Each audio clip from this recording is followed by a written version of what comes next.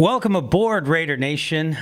Raider Pirate here. Just wanted to get out, first and foremost, my apology for yesterday's video.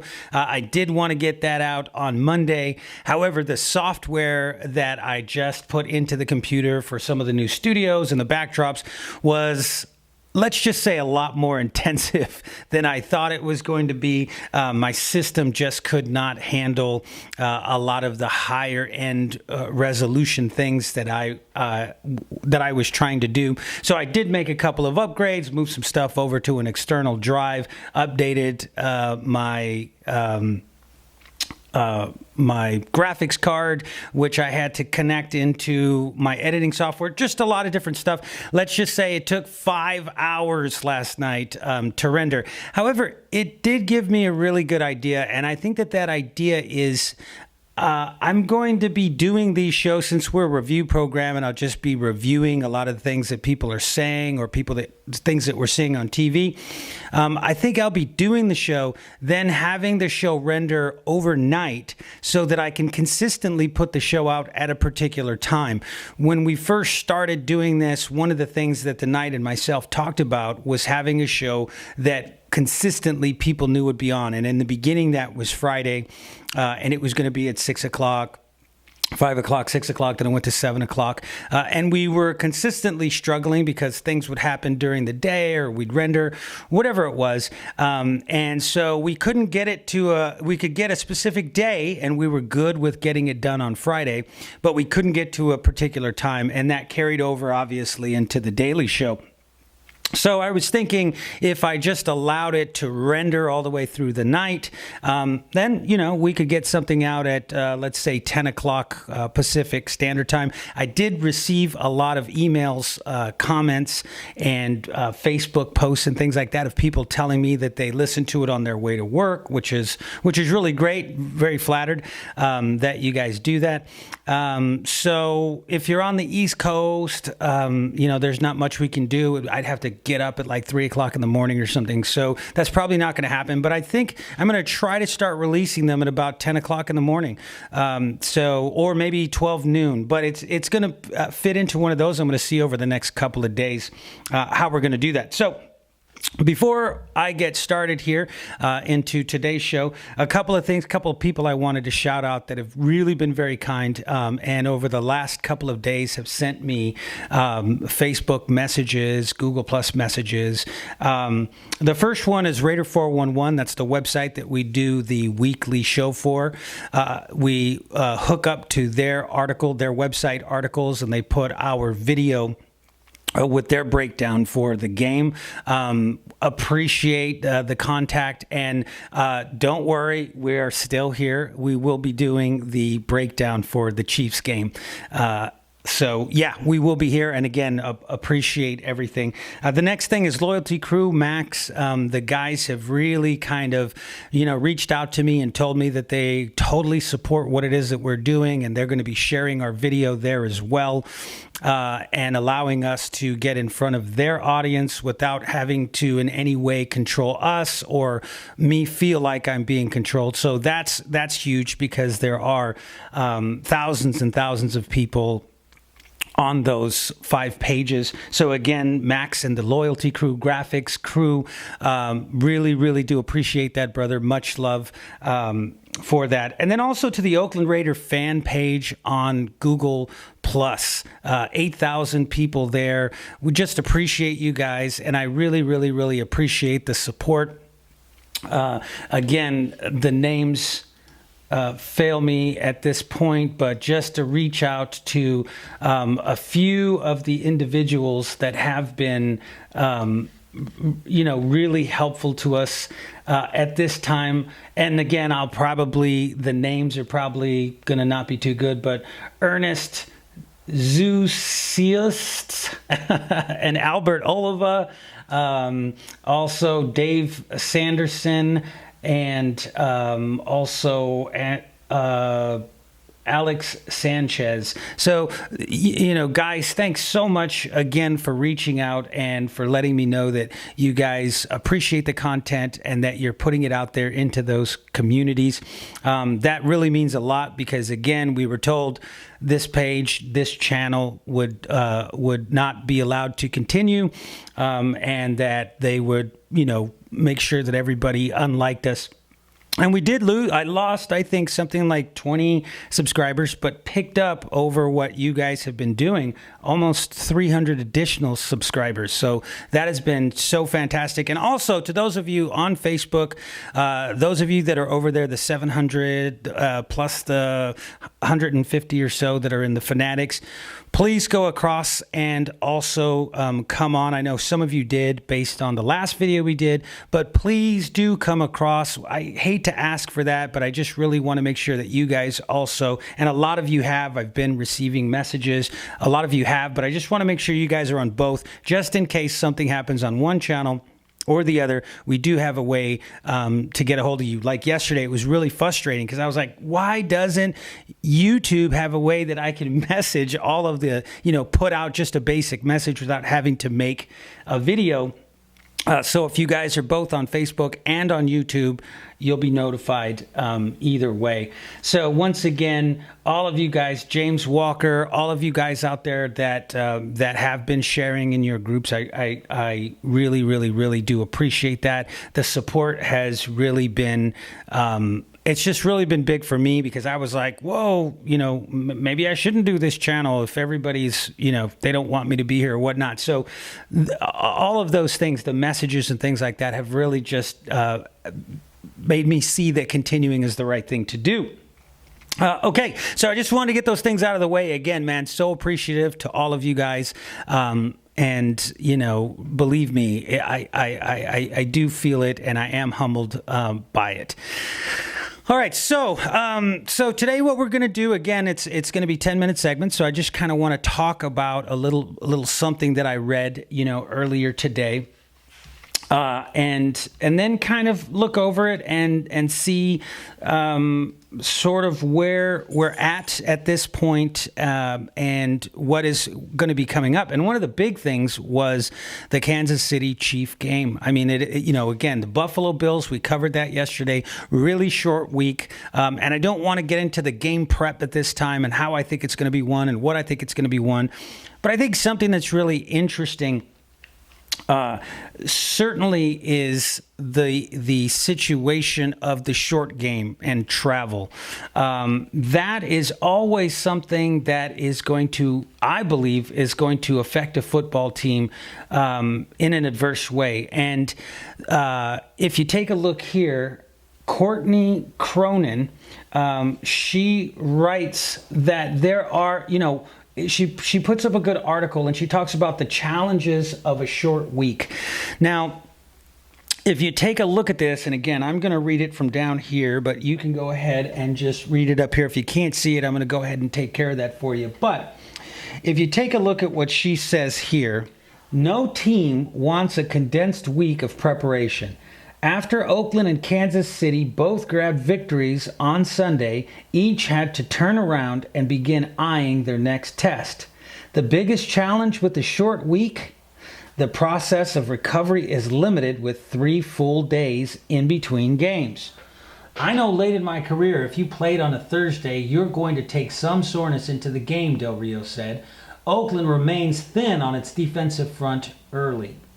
Defensive tackle Stacey McGee and Darius Latham, as well as linebacker Shalik Calhoun, were held out from Thursday's game with injuries and were listed as non-participants in Monday's walkthrough.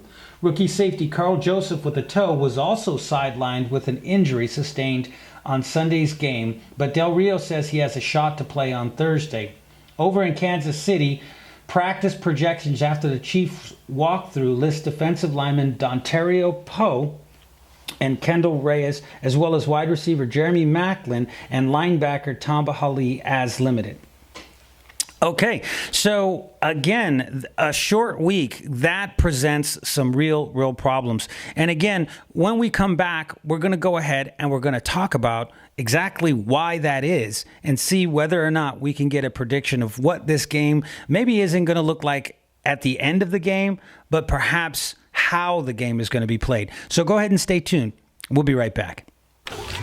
M Carpets is celebrating the holidays with a huge inventory clearance sale. We have the best prices and guaranteed installation. Why would you buy anywhere else? Whether you're looking for laminate, vinyl, carpet, tile, or wood, we have it all. Save up to 50% on selected items. Room-size rugs, only $69. Visit Carpets at one of our 6 Bay Area locations or call us at 1-800-355-4MMM.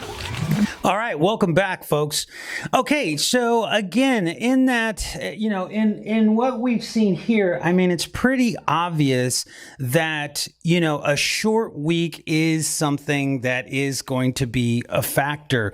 Now, forget travel and everything else, but just looking at the fact that, hey, we're going to have, 5 days or 6 days to prepare for something, or shortened down to, 3 days. And then sometimes you have 10 days throughout a season. There are so many different things that you're going to have to do. Sometimes you play on Monday and then you don't have to, then you go into a, bye week and then you play on a Thursday night. There's just all kinds of different things that will happen during the season. The schedule makers do the best they can, unless you're Oakland. And then, when they can't, basically they do things like, send you to, another country, have you go to Florida back to back, have teams, multiple teams in a season, have bye weeks to prepare to play against you, typical Raider schedule type stuff. But the Thursday night game in particular is extremely, extremely difficult. And if you look at it historically, 58% of the time, the home team on a Thursday night wins. Now, that doesn't seem like a big number. It's close to 60%, just a little over 10%. But what it means is more often than not, the home team wins. Now, there's a lot of things that go into that home field advantage. You're in your building. You've got your fans. What another team can do against you is limited. We're not going to be able to go into the no huddle, which was the only thing that saved our butt last week. But what about the 142.2 decibel crowd that's there at Kansas City? I mean, this is arguably one of the loudest crowds in the league. So once again, Andy Reid is extremely good at home. They are the home team. So what is it about a Thursday night game in general? If you remove that, let's just go ahead and remove the fact that it's in Arrowhead, and let's just take any type of stadium. And again, Arrowhead is big, folks. It really is. But let's just take any type of stadium, and then let's just look at what we're talking about.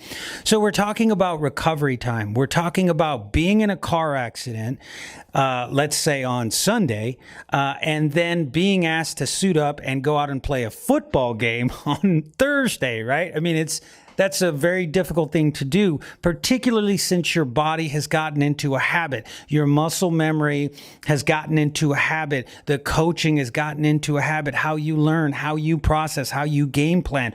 All of those things have become a habit now. We're late in the season. This isn't the first couple of weeks. We're late into the season, and we've got a lot of rookies on this football team. So that means they're already tired. They're already mentally drained from probably learning 5-10 times more stuff mentally than they ever learned in college over, 2, 3, 4 year period. So you're already mentally exhausted. You're physically banged up because your season should be over in college pretty much, at this point. So now all of a sudden, it's like everything that you've been doing is being disrupted, because now it's not even like you're doing this on Monday, you're doing that on Tuesday. You can't even just kind of like zone out at this point and hope that you can just kind of get through to your second wind. Now everything gets hyper, pushed forward, right? And coaches in particular are creatures of habit. They want to do this. They want to do that. They want to, everything is really, really mapped out for these guys. They're control freaks. They want to know that we're doing this, and that. Are you sure you got that? Look at me. Look at my eyes. You sure you got that? What are you going to do if he does this and that? All of these things are not going to happen. All of the things that you rely on, all of the things that you feel comfortable with are not going to happen. And for the visiting team, you're talking about even more happening, even more being shortened because of travel. So instead, that Wednesday that you would be cramming a bunch of stuff into, you can't even cram as much stuff as you were going to do if you were the home team if you have to travel. So let's take a look at this graphic here. So this is, if you take a look at the difference between a conventional week. So again, what you're looking at is in a conventional week, you have Monday, you have your team meetings, your game recap, grading. The coaches begin the process on Monday of their actual game plan. On Tuesday, the coaches game plan and script the week's practices. The players are still off except for, weightlifting. So the players haven't done anything Monday or Tuesday. They've been off recuperating. On Wednesday, they get the scouting report, the installation meetings, the practices. On Thursday, again, they go through the installation. They do the red zone, the goal line, situational offense and defense. On Friday, you get your meetings, your practices, and then, after 4 days, they finalize the game plan. You look there, your Saturday is a walkthrough and your final meeting by unit, which happens at nighttime, and then Sunday's your game day. Now, contrast that with what happens in a short week, in a short week. So take a look there. Monday, your coaches have to game plan all day long with late afternoon meetings for the base and your regular game plan, about your base game plan. Tuesday, you have meetings and walkthroughs and practices with all situations. So all the stuff that they were doing, Monday, Tuesday, Wednesday, and Thursday, you literally have to do it all on Tuesday.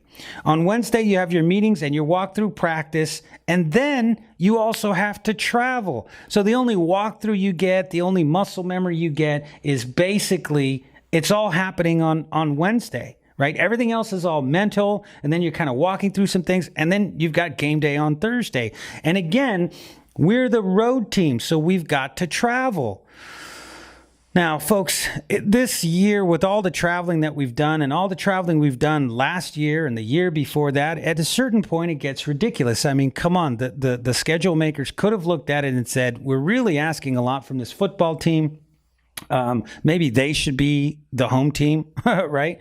Their home, one of their home games is in Mexico.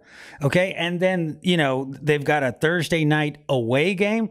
Anyways, don't get me started with the Florida games and everything else. Look, this team has been resilient, and I'm sure that we can get past all of these things. I'm sure that we can continue to try to win, but let's face it, this team has been through a lot. It's tired. It's played a lot. The units, the offensive units, the defensive units have played a lot of snaps. They've been in some overtime games. They've traveled.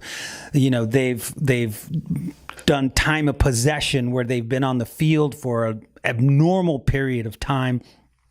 So once again, it's going to be difficult. This is one of the things, a short week. Why is a short week? They're really not going to get a lot of contact. They're not going to get a lot of hitting. They're not going to get a lot of practice in terms of what they need to do. Luckily, folks, look, this is a division opponent. We played them last year a couple of times. We played them earlier in the season in Oakland. We know this football team. It's better than, say, having to go to, I don't know. I guess it could have been worse if they sent us to New York on a Thursday night or Dallas on a Thursday night. But again, it is going to be a factor. It's something that we have to look at. The game may not be as crisp as we want it to be. They may not show as well as we want them to show. The game plan may be more conservative than we want to see. And again, I think this is such, it shows a lot of genius from Bill Musgrave to have taken a few games now and began to implement what he was going to do, again, in my opinion, what he should do against the Kansas City Chiefs.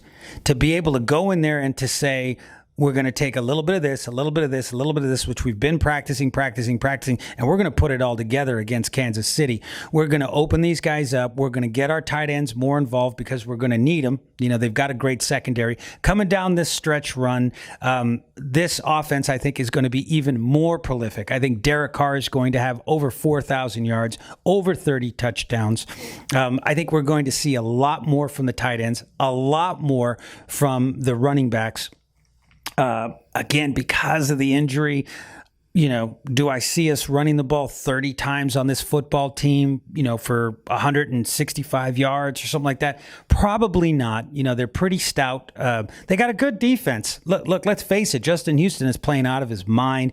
This is a good defensive football team. Alex Smith showed us, even though we have the better quarterback, it doesn't mean you're going to win the game. Derek Carr has been the better quarterback when we've played against teams, when we played against for example, the San Diego Chargers. You know, Phillip Rivers at the time was the better quarterback. Derek Carr was still able to pull out a victory.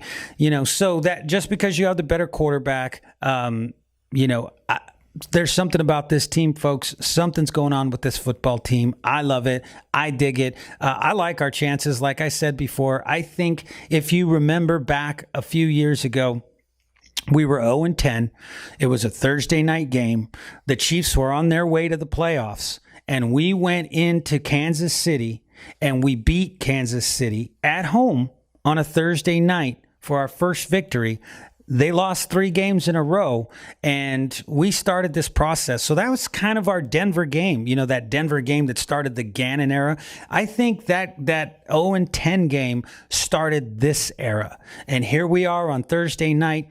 This team has learned from its mistakes in the past. This team understands what it needs to do to get better moving forward. And this fourth quarter defense, everybody keeps talking about this defense. How can you win with this? Tomorrow we're going to look at Skip and Shannon and all those guys talking about how can you win allowing 7 yards a clip, 7 yards a carry on the ground. Look at this defense in the fourth quarter. They're incredible. They're playing incredible. If you at 10 points in the last 3 games, and then if you look at what the offense is doing in the fourth quarter, that's how you can win, by giving up 7 yards a run. You know, this team in the fourth quarter, once they've made their adjustments, is as good as any defense out there, period. They're coming out slow. They're getting taken advantage of. They may even be being out-coached in the very beginning, but they're making those adjustments. They're coming through in the second quarter, and they're coming through in the fourth quarter. We got to do this. This is a very, very important game. All right, guys, that's going to be it for today. These videos may even get shorter. I'm just trying to figure out how to do all these things. But once again, I really do appreciate you guys coming to watch these videos, and I appreciate all the support and all the love that I've been getting over the last couple of days. Again, it really touches me here. All right, guys, if you want to go ahead and send us in a message, the W2W@gmail.com. Also, you saw our Twitter handle there. We are getting a gab.ai account, which is going to open up a whole another, it should be coming here in a week or so. We're on the waiting list, but it's going to open up a whole nother group of individuals there. So once again, I do appreciate you guys stopping by. We'll see you next time.